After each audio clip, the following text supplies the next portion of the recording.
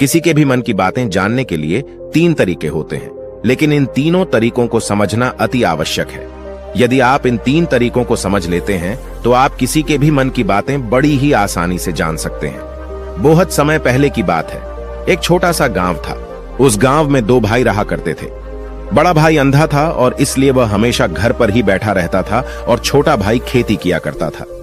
लेकिन खेतों में अत्यधिक जानवर आने से पूरी फसलें नष्ट हो जाती थीं, जिनके कारण छोटा भाई बहुत ही ज्यादा परेशान हो चुका था। एक दिन उसे एक तरकीब सूझी। उसने सोचा, खेतों में से इन जानवरों को भगाने के लिए क्यों ना मैं अपने बड़े भाई की मदद ले लूं।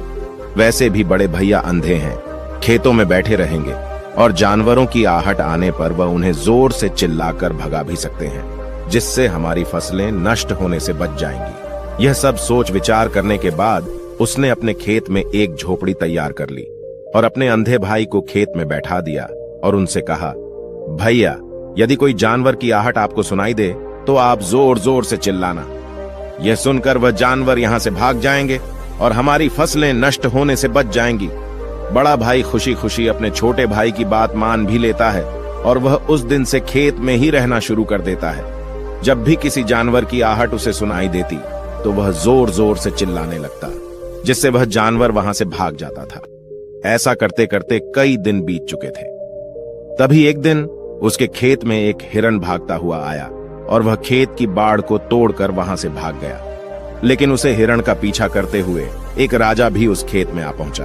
तभी राजा की नजर उस अंधे भाई पर पड़ती है। राजा उस व्यक्ति से कहता है, देखो, मैं यहाँ पर एक जानवर का पीछा करते हुए आया हूँ। क्या तुमने उस जानवर को यहाँ पर देखा है? पर वह व्यक्ति कहता है, हे राजन, मैं तो अंधा हूँ, मैं भला किसी जानवर को कैसे देख सकता हूँ?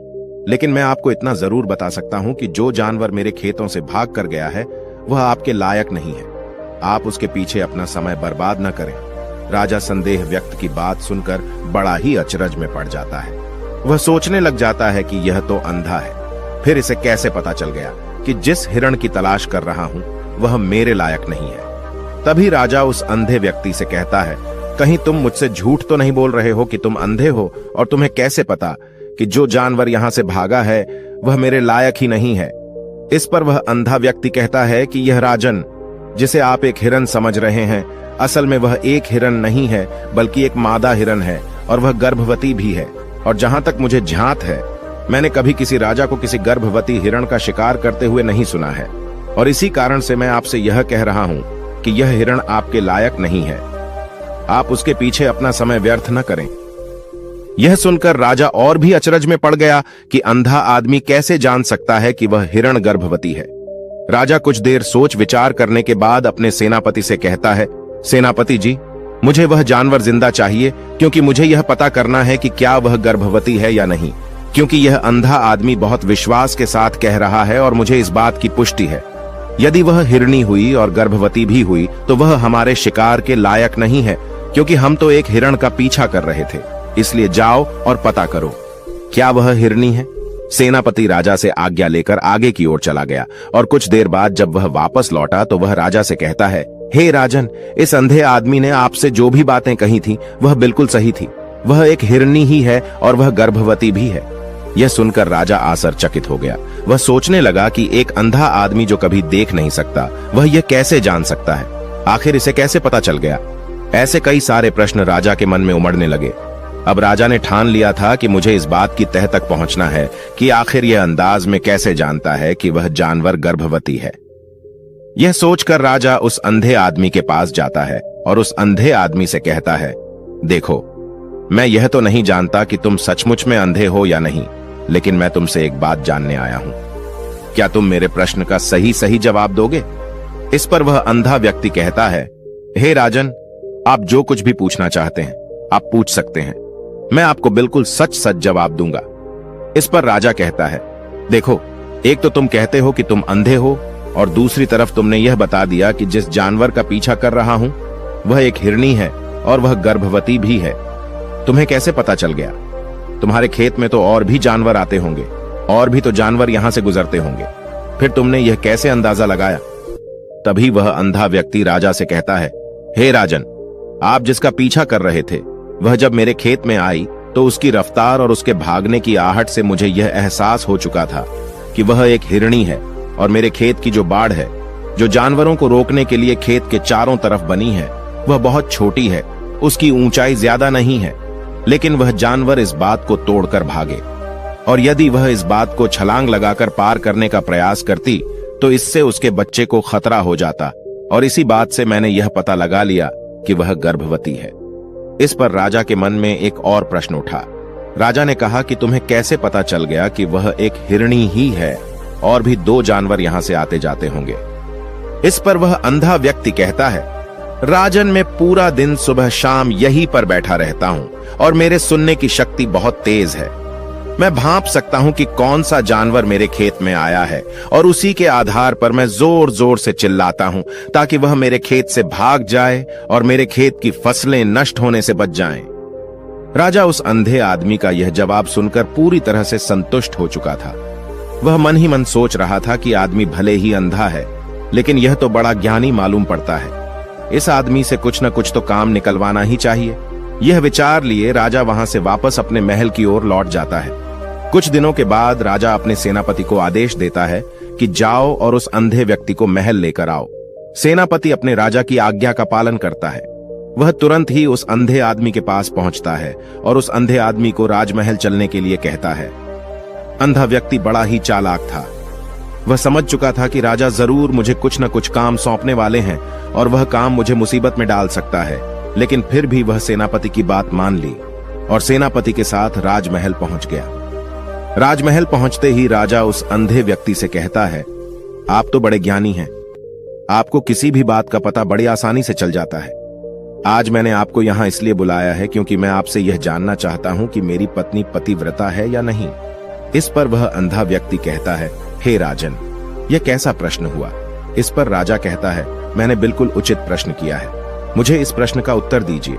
इस पर वह अंधा व्यक्ति कहता है, हे राजन, ये सारी बातें जाने दीजिए। आपकी शादी को इतने साल बीत चुके हैं और अब आप यह बात क्यों जानना चाहते हैं? आपके मन में ऐसे प्रश्न क्यों उठ रहे हैं? इस पर राजा जिद करते हुए कहता है, आपको मुझे इस प्रश्न का उत्तर जरूर देना होगा। यदि आप मुझे इस प्रश्न का उत्तर नहीं देंगे तो मैं आपको मृत्यु दंड दे दूंगा। राजा के मुंह से यह बात सुनकर वह अंधा व्यक्ति कहता है राजन, यदि आप इस प्रश्न का उत्तर जानना चाहते हैं तो इसके लिए आपको मेरा एक काम करना होगा। राजा कहता है, बोलो मुझे क्या काम करना होगा? इस पर वह कहता है, इसके लिए आपको अपनी पत्नी को मेरे साथ कमरे में अकेले छोड़ना होगा।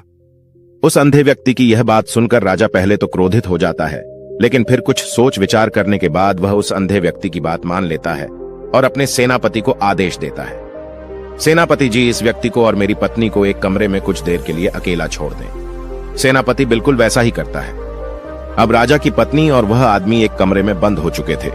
तभी आदमी राजा की पत्नी से कहता है, रानी, मैं आपको छूना चाहता हूं। इस बात पर रानी अत्यधिक क्रोधित हो जाती है और उस अंधे व्यक्ति को पकड़ पकड़कर पीटने लगती है, कभी हाथों से तो कभी लातों से तो कभी पटक पटक कर। इस तरह उसने अंधे आदमी की बहुत पिटाई की। उसके बाद किसी तरह से वह अंधा आदमी अपनी जान बचाकर वहां से भाग निकलता है और राजा के पास पहुंचता है और राजा से कहता है, हे राजन, आपकी पत्नी पतिव्रता नहीं है। यह बात सुनकर राजा अत्यधिक क्रोधित हो उठता है और राजा अपनी तलवार म्यान से निकालकर सीधा अपनी पत्नी की ओर जाता है। क्रोधित होकर वह अपनी रानी से कहता है, रानी जी, आज मैं जो भी सवाल आपसे करने वाला हूं उसका मुझे सच सच जवाब दीजिएगा, और यदि आपने एक शब्द भी छोटा कहा तो मैं आपका सर अभी आपके धड़ से अलग कर दूंगा। आगे राजा कहता है, मुझे बताइए, आप पतिव्रता हैं या नहीं? इस बार रानी कहती है, हे राजन, आप भले मुझे जान से मरवा दें, लेकिन आज मैं सच बोलूंगी, मैं पतिव्रता नहीं हूं। राजा ये बात सुनकर बहुत ही दुखी और निराश हो जाता है। उस अंधे आदमी ने जो भी कहा था वह बिल्कुल सच कहा था। यह बात सुनकर तुरंत ही राजा उस अंधे आदमी के पास पहुंचता है और आकर उस अंधे आदमी से कहता है, तुम्हें कैसे पता चला कि मेरी पत्नी पतिव्रता नहीं है? अंधा आदमी कहता है, हे राजन, बड़ी सीधी सी बात है, मैंने तो आपकी पत्नी से बस इतना ही कहा था कि मुझे आपको छूना है। और इस बात पर वह इतना क्रोधित उठी कि उन्होंने गुस्से में आकर मुझे लात घूंसों से पीटना शुरू कर, और भला कोई औरत किसी और मर्द को कैसे छू सकती है? लेकिन उन्होंने न आव देखा न ताव, बस लात घूंसों से मुझ पर बरसना शुरू कर दी। और एक पतिव्रता नारी कभी भी पराये मर्द को नहीं छूती। जब मैंने उनसे छूने के लिए कहा था तो वह उस वक्त मुझे मना कर सकती थी, लेकिन उन्होंने तो मुझे पीटना शुरू कर दिया और देखते ही देखते उन्होंने मेरे पूरे शरीर को छू लिया। अब आप ही बताइए, ऐसी स्त्री भला पतिव्रता कैसे हो सकती है? इस बात पर राजा कहता है, तुम तो बड़े ज्ञानी मालूम पड़ते हो, तुम्हारी बात बिल्कुल सही है। चलो तुम मेरे एक और प्रश्न का जवाब दो। तुमने मुझे इस प्रश्न का सही जवाब दे दिया तो मैं तुम्हें यहां से जाने दूंगा। राजा उस अंधे आदमी से कहता है कि तुम मुझे बताओ, क्या मैं सच में अपने पिताजी का ही बेटा हूं या फिर किसी और का? इस पर अंधा आदमी कहता है, हे राजन, इस बात से आपको क्या लेना देना, आप किसी की भी औलाद हो। आखिर आप इस राज्य के राजा ही, इसलिए इस प्रश्न को जाने दीजिए। राजा कहता है, नहीं नहीं, मुझे इस प्रश्न का सही जवाब चाहिए, अन्यथा यह प्रश्न मुझे बहुत परेशान करता रहेगा, इसलिए मैं इसका सही सही जवाब आपसे जानना चाहता हूं।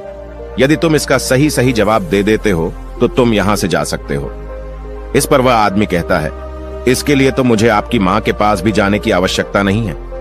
मैं आपको अभी भी यह बता सकता हूं कि आप किसकी औलाद हैं, लेकिन उससे पहले मैं चाहता हूं कि आप मुझसे वादा करें कि आप मुझ पर क्रोध नहीं करेंगे। राजा ने कहा, मैं तुमसे वादा करता हूं, मैं तुम पर क्रोध नहीं करूंगा। उसके बाद वह अंधा आदमी राजा से कहता है, राजन राजन, आप तो अपने ही पिता के पुत्र, लेकिन आप पर एक कंजूस सेठ की छाया पड़ी हुई है। यह सुनकर राजा बहुत ही क्रोधित हो उठा और वह तुरंत तलवार निकालकर अपनी मां के पास पहुंच जाता है। वहां पर पहुंचने के बाद अपनी मां से कहता है, मां मुझे सच सच बताइए, क्या मैं अपने ही पिता का पुत्र हूं या नहीं? यदि आपने मुझे सही सही नहीं बताया तो मैं यहीं पर प्राण त्याग दूंगा। मुझे बताओ क्या सच है? इस पर उस राजा की मां कहती है, बेटा तू है तो अपने ही पिता का पुत्र, लेकिन तुम्हारे ऊपर एक कंजूस सेठ की छाया पड़ी हुई है। जब मैं एक बार नहाने के बाद अपना मुंह आईने में देख रही थी, तभी उस कांच के पीछे मुझे एक कंजूस सेठ नजर आता है और उसी की छाया तुम पर पड़ चुकी है। यह सुनते ही राजा और भी ज्यादा अचरज में पड़ जाता है और वह तुरंत दौड़ा दौड़ा वापस उस अंधे आदमी के पास पहुंचता है और उस अंधे आदमी से कहता है, तुम्हें कैसे पता चला कि मुझ पर एक कंजूस सेठ की छाया पड़ी हुई है? इस पर अंधा आदमी कहता है, राजन, आपने मुझसे कई सारे सवाल पूछे जिनका जवाब भी मैंने आपको सही से दिया। यदि कोई और राजा होता तो मुझे उसके बदले ढेर सारे इनाम दिया होता, लेकिन अब तक आपने मुझे एक फूटी कौड़ी भी नहीं दी। इस बात से मैंने अंदाजा लगा लिया था कि आप बहुत कंजूस हैं। यह बात सुनकर राजा जोर जोर से हंसने लगा और कहता है कि आप जो भी मांगे तो मैं आपको अवश्य दूंगा, लेकिन मुझे यह बात बताओ कि तुम्हें कैसे पता चल जाता है कि कौन सी बात सही है और कौन सी बात गलत? तुम किसी की बात का इतना सटीक और सही जवाब कैसे दे पाते हो? इस पर वह अंदाज में कहता है कि हे राजन, मैं तो वैसे ही अंधा हूं। मेरी आंखें होती तो मैं किसी की भी मन की बातें बड़ी सरलता से जान लेता। मन की भी एक भाषा होती है और यह भाषा मनुष्य के शरीर के व्यवहार के रूप में देखी जा सकती है। उसकी आंखों से, उसके होठों से, उसकी दान करने के तरीकों से, उसकी क्रियाओं से यह पता किया जा सकता है कि उसके मन में क्या चल रहा है।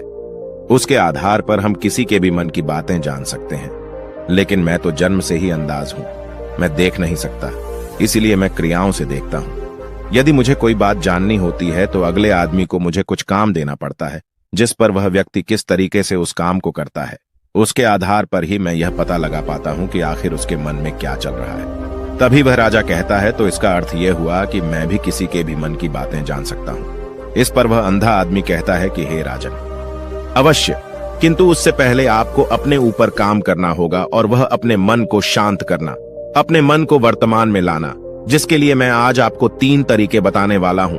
और ये तीनों ही तरीके बड़े ही आसान हैं और सरल हैं, किंतु हे राजन, उससे पहले आपको एक काम करना होगा, अपने मन को एकाग्र करना होगा। जब हम अपने मन को एकाग्र करते हैं, अपने मन को वर्तमान में लाते हैं, तो हम दूसरे के मन की बातें जान सकते हैं, क्योंकि वह आदमी अभी भी अपने मन में वर्तमान में ही सोच रहा है और हमारे मन को वर्तमान में ही लाना होगा, तभी हम उसके मन की बातें जान सकते हैं। यदि हम अतीत में हुई घटनाओं के बारे में सोच रहे होंगे तो जो अगला आदमी में सोच रहा है, वर्तमान में अपनी मन में बात कर रहा है, वह हम कैसे जान पाएंगे? क्योंकि हम तो अतीत की घटनाओं में डूबे हुए हैं। इसलिए किसी के भी मन की बातें जानने के लिए सबसे पहले हमें अपने मन को एकाग्र करना होगा, उसे वर्तमान में लाना होगा। फिर वह अंधा व्यक्ति राजा से कहता है, हे राजन, जो 3 तरीके मैं आपको बताने वाला हूं, इन 3 तरीकों से आप बड़ी आसानी से किसी के भी मन की बातें जान सकते हैं। यह राजा जो सबसे पहला तरीका है वह आंखों पर ध्यान देना। किसी व्यक्ति से बात करते हुए उसकी आंखों में देखना, उसकी आंखों पर ध्यान देना ज्यादा जरूरी है, क्योंकि आंखें बोलती नहीं और बहुत कुछ कह जाती हैं। यदि हम किसी व्यक्ति की आंखों को, इशारों को समझना सीख जाएं, तो हम यह जान पाएंगे कि व्यक्ति के दिमाग में क्या चल रहा है, वह क्या सोच रहा है और अभी वह क्या करने वाला है। मेरे पास आंखें नहीं हैं, लेकिन मैंने अपने गुरु से यह विद्या सीखी है, क्योंकि बहुत साल पहले मेरे पास आंखें थीं और मैं उस वक्त लोगों के मन की बातें केवल आंखों में ही देखकर जान लेता था। इसलिए यदि आप भी दूसरों की बातें जानना चाहते हैं, तो आपको भी उनकी आंखों पर गौर करना होगा, जैसे कि वह कब और कहां किधर देख रहे हैं। वह आंखों को इधर उधर घुमा रहे हैं या फिर उसकी आंखें खुश नजर आ रही हैं, और फिर आंखों में कहीं निराशा तो नहीं है, जैसा कि एक चोर होता है। उसकी आंखों में जब हम देखते हैं तो हमें यह पता चलता है कि अगला आदमी ने कोई गलती की है। ठीक उसी प्रकार जब हम किसी चालाक व्यक्ति की आंखों में देखते हैं तो आपको पता चलेगा कि उसकी आंखों में चालाकी होती है। यह एक बहुत ही सीधा और आसान तरीका होता है। यदि आपको यह पता लगाना है कि सामने वाला व्यक्ति आपसे झूठ कह रहा है या फिर सच कह रहा है, तो आपको उसकी आंखों में ध्यान देना अति आवश्यक होता है। यदि आपसे बात करते वह व्यक्ति अपनी आंखें इधर उधर घुमा रहा है या ऊपर नीचे, इधर उधर दाएं बाएं रहा है, तो इसका अर्थ यह हुआ कि वह इस बात से निकलने का कोई रास्ता ढूंढ रहा है, वह कोई झूठ बना रहा है। यदि सामने वाला व्यक्ति आपसे झूठ कहने का प्रयास कर रहा है, तो वह आपसे नजर नहीं मिला पाएगा। ठीक उसी प्रकार दूसरे तरीके में हम चेहरे को पढ़ना सीखते हैं, क्योंकि चेहरे के हाव भाव होते हैं, जिससे हम मन की बातें बड़ी आसानी से समझ सकते हैं, और इन्हें भी समझना बहुत जरूरी है। कभी कभी कोई व्यक्ति अपने चेहरे से, अपने हाव भाव से बहुत कुछ अलग अलग व्यवहार करता है। यदि आप किसी व्यक्ति के चेहरे में गौर करेंगे तो आप आसानी से समझ पाएंगे कि व्यक्ति निराश है या बहुत उदास है, या फिर वह बहुत खुश है, या फिर उसे कोई बड़ा दुख है तो अपने अंदर क्या महसूस कर रहा है। ये सारी बातें हम उसके चेहरे के हाव भाव से पता कर सकती हैं। फिर चाहे इंसान जुबान से कुछ बोले या फिर न बोले, लेकिन आप उसके चेहरे से सब कुछ पता कर सकते हैं। आगे अंधा व्यक्ति राजा से तीसरा तरीका बताते हुए कहता है कि हाथों के शरीर का व्यवहार, मन की बात समझने के लिए हमें हाथ के इशारे और शरीर के व्यवहार को समझना बहुत ही आवश्यक है। कोई व्यक्ति जब भी बात करता है, जो आपने देखा होगा कि वो अपने हाथों को हिलाता है, अपने हाथों से इशारा करता रहता है। वह बातों के साथ साथ अपने शरीर का जो व्यवहार है उसका भी पूरा उपयोग करता है, जिससे हमें यह पता चल पाता है कि वह व्यक्ति हमारी बातों पर कितना ध्यान दे रहा है और उसके मन में क्या चल रहा है। शरीर के व्यवहार को देखने के लिए उसके हाथ हिलाने के चेहरे पर बार बार हाथ लगाने और हाथों को एक दूसरे पर मसलना, ऐसी बहुत सी क्रियाएं करता है। उस पर हमें ध्यान देना अति आवश्यक है। मन की बात को समझने के लिए हमें शरीर के विज्ञान को भी समझना पड़ता है। यदि हम इन 3 तरीकों को अच्छी तरह से समझ लेते हैं, तो हम बहुत जल्दी किसी भी व्यक्ति के मन की बातें बड़ी सरलता और सहजता से जान सकते हैं। इसलिए यदि आपको किसी के मन की बातें जाननी है, तो आपको उसकी आंखों पर, उसके चेहरे पर, उसके शरीर के हाव भाव को और उसके हाथों को ध्यान पूर्वक देखना होगा और समझना भी होगा, जिससे आप यह समझ पाएंगे कि आखिरकार उसके मन में क्या चल रहा है और वह क्या सोच रहा है। लेकिन उससे पहले आपको अपने मन को एकाग्र करना होगा, शांत करना होगा और अपने मन को वर्तमान में लाना होगा। तभी आप उस व्यक्ति की इन सभी क्रियाओं पर ध्यान दे पाएंगे और उन्हें समझ पाएंगे। आप यदि अतीत की घटनाओं में व्यस्त हैं, भविष्य की योजनाओं में व्यस्त हैं, तो आप उस व्यक्ति के हाव भाव पर कभी ध्यान ही नहीं दे पाएंगे, और न ही आप कभी भी समझ पाएंगे कि आखिरकार उस व्यक्ति के मन में क्या चल रहा है, वह क्या सोच रहा है। या काम कोई भी कर सकता है, या एक प्रकार की विद्या है जो मुझे मेरे गुरु ने सिखाई है। राजन, अगर आपको यह जानना है तो मेरे साथ आपको कुछ दिन रहकर इसका अभ्यास करना होगा। राजा तुरंत राजी हो जाता है और वह उस अंधे व्यक्ति को अपने राज्य का राजगुरु नियुक्त कर देता है और खुद अंधे व्यक्ति का शिष्य बन जाता है।